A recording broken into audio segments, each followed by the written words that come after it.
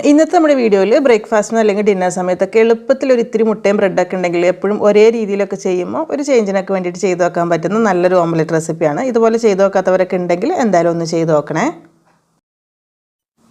അപ്പോൾ ആദ്യം ഇതിന് വേണ്ടിയിട്ടൊരു പാത്രത്തിലേക്ക് 4 കോഴിമുട്ട പൊട്ടിച്ചൊഴിച്ചിട്ടുണ്ട്. ഇതിലേക്ക് ഒരു ചെറിയ സവാള ഇതുപോലെ ഒന്ന് കൊത്തിയരിഞ്ഞ് ചേർത്ത് കൊടുക്കുക. അതിൻ്റെ കൂടെ തന്നെ കുറച്ച് ക്യാരറ്റും ചെറുതായിട്ട് മുറിച്ചത്, പിന്നെ ഒരു 1-2 പച്ചമുളകും ഒരു ഇത്തിരി മല്ലിയില പൊടിയായി മുറിച്ചത് കൂടി ഇട്ട് കൊടുക്കുന്നുണ്ട്.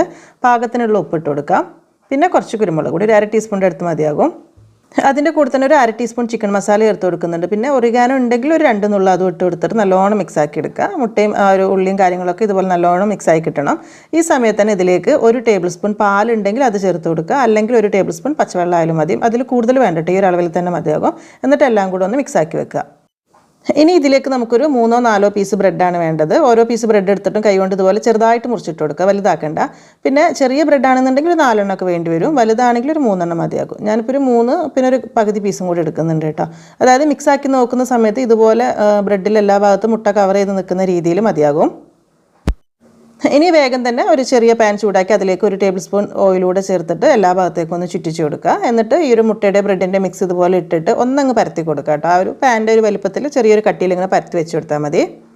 ഇനി ഇത് അടച്ച് വെച്ചിട്ട് ചെറിയ തീയിലൊരു 3-4 മിനിറ്റ് ആദ്യം ഒന്ന് വേവിച്ചെടുക്കാം. അത് കഴിഞ്ഞിട്ട് തുറന്ന് നോക്കുന്ന സമയത്ത് ഇതിൻ്റെ അടിഭാഗമൊക്കെ ഒന്ന് നോക്കാം കേട്ടോ, വെന്തിട്ടുണ്ടോ എന്നുള്ളത് കറക്റ്റ് ഇങ്ങനെ വിട്ട് വരുന്ന പോലെ ഉണ്ടാവും. അപ്പോൾ നമുക്കിതൊന്ന് മറിച്ചിടാനും കുറച്ചുകൂടി എളുപ്പത്തിന് വേണ്ടിയിട്ട് ആദ്യം ഒരു പാത്രത്തിലേക്ക് മാറ്റിയിട്ട് അതൊന്ന് കമിഴ്ത്തി എടുത്തിട്ടാണ് നമ്മൾ ഇട്ട് കൊടുക്കുന്നത്. അതല്ല ചട്ടുകം കൊണ്ട് ഡയറക്റ്റ് ഇടാൻ പറ്റുന്നുണ്ടെങ്കിൽ ഇടാട്ടോ, കുഴപ്പമൊന്നുമില്ല, പൊട്ടിപ്പോവാതെ എടുത്താൽ മതിയാകും. ഇതുപോലെ തിരിച്ചിടുന്ന സമയത്ത് പാനിലൊരു ഇത്തിരി ഓയിലാക്കിയതിന് ശേഷം തിരിച്ചിട്ടിട്ട് ചെറിയ തീയിലാണ് വെച്ച് കൊടുക്കേണ്ടത്. ഈ സമയത്ത് ചീസിൻ്റെ ഫ്ലേവറൊക്കെ ടേസ്റ്റൊക്കെ ഇഷ്ടമുള്ളവർക്ക് കുറച്ച് ചീസ് വെച്ച് കൊടുക്കുക കേട്ടോ. കൂടുതൽ വേണമെങ്കിൽ കൂടുതൽ ഇട്ട് കൊടുക്കാം. ഞാനിപ്പോൾ ഒരു 2 സ്ലൈസാണ് എടുത്തിട്ടുള്ളൂ. ഇതുപോലെ ചെറുതായിട്ട് മുറിച്ചിട്ടാണ് വെച്ച് കൊടുക്കുന്നത്. അതിൻ്റെ മേലേക്ക് കുറച്ച് ഉണക്കമുളക് ചതച്ചത് ഇട്ട് കൊടുക്കുന്നുണ്ട്. അതുപോലെ തന്നെ ഒരു ഇത്തിരി ഒറിഗാനോയും കൂടി ഇട്ട് കൊടുക്കുന്നുണ്ട്. മൊസറല്ല ചീസൊക്കെ ഇഷ്ടമുള്ളവർക്ക് അത് എടുക്കുകയാണെങ്കിൽ കുറച്ചുകൂടി അടിപൊളിയായിട്ട് കിട്ടും കേട്ടോ. എന്നിട്ട് ഇതൊരു 2-3 മിനിറ്റ് കൂടെ ഒന്ന് ചെറിയ തീയിൽ അടച്ച് വെച്ച് കൊടുത്താൽ മതി. അപ്പോൾ ഇതാ നോക്കുന്ന സമയത്ത് ആ ഒരു ചീസൊക്കെ മെൽട്ടായിട്ടുണ്ടാവും, അടിഭാഗമൊക്കെ കറക്റ്റ് കുക്കായിട്ടുണ്ടാവും. അപ്പോൾ ഇതാ നമ്മുടെ ഐറ്റം റെഡിയായി. ഇനി ചൂടോട് കൂടി തന്നെ മുറിച്ച് കഴിക്കണം കേട്ടോ. തണുത്ത് കഴിഞ്ഞാൽ അത്രയ്ക്ക് നന്നാവില്ല. അപ്പോൾ ഡിന്നർ സമയത്ത് അല്ലെങ്കിൽ ബ്രേക്ക്ഫാസ്റ്റിനൊക്കെ ഒരു 2 ആൾക്കൊക്കെ കഴിക്കാൻ ഈസി ആയിട്ട് സിമ്പിളായിട്ട് ഉണ്ടാക്കാൻ പറ്റുന്ന നല്ലൊരു ഐറ്റം തന്നെയാണ് കേട്ടോ. അപ്പോൾ നിങ്ങൾക്ക് ഇഷ്ടമായി എന്ന് വിചാരിക്കുന്നു. കൂടുതൽ ആളുകൾക്ക് അറിയുന്നതായിരിക്കും, എന്നാലും ഇതുവരെ ചെയ്ത് നോക്കാത്തവരൊക്കെ ഉണ്ടെങ്കിൽ ഒന്ന് ചെയ്ത് നോക്കാം. വീഡിയോ ഇഷ്ടമായിട്ടുണ്ടെങ്കിൽ ഒന്ന് ലൈക്ക് ചെയ്യാനും ഷെയർ ചെയ്ത് സപ്പോർട്ട് ചെയ്യാനും കൂടെ മറക്കരുത് കേട്ടോ.